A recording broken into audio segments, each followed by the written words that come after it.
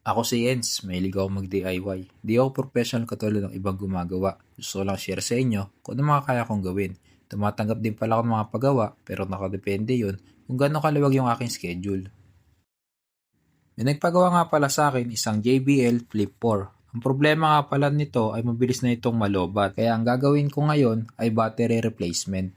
Gumamit nga pala ako dito ng nail pusher. Yun ang ginamit ko para matanggal yung front cover. Nilagyan ko lang ito ng tape para hindi magasgasan yung cover.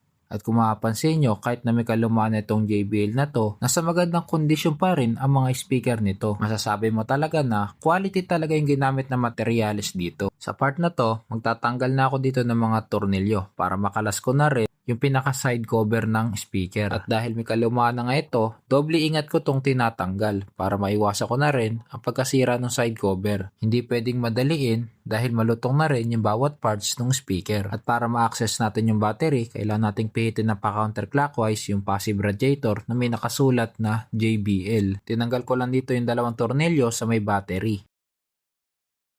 At dito na magsisimula yung pakikipaglaban ko sa battery.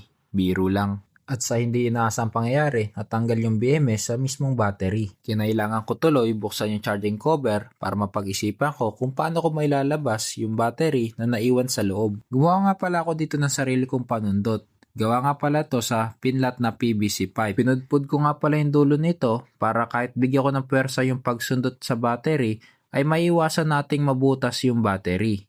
Kaya ako nahirapan sa pagtanggal ng battery kasi bloated na ito. Kumbaga, nakasiksik na ito sa mismong lagay ng battery. Kaya kinakailangan ko na gamitan ito ng puwersa. Sa part na to, isa-isa ko na binabalik yung mga wire na tinanggal ko kanina. Isa-isa ko na rin binabalik yung bawat tornilyo.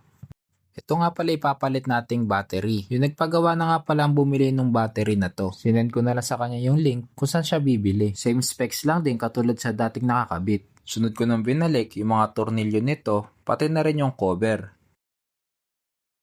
Sunod ko naman binalik yung pinaka side cover. Doble ingat ulit para hindi masira yung mga lock nito.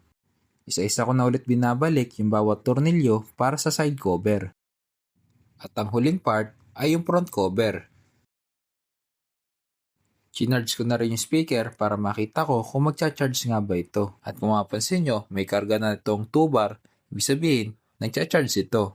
Sa part na to, magsa-sound test tayo. Dati kasi, kapag ka-inon to at nagpatugtog lang ng sandali, ay magpa-power off na kagad ito. Ngayon, tetesting natin kung magtatagal na ito.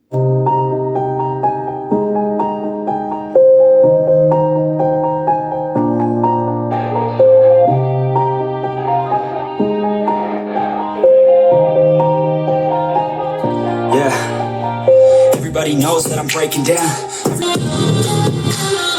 Hindi na kagad nag-power off kahit na naka-maximum na yung volume. Ibig sabihin, gagamit na ulit ito katulad ng dati. Gusto ko lang din magpasalamat sa nagpagawa nito. Salamat sa tiwala at sa pag-aantay para magawa ko yung speaker. Hanggang dito na lang ulit. Maraming salamat sa panonood. Paalam!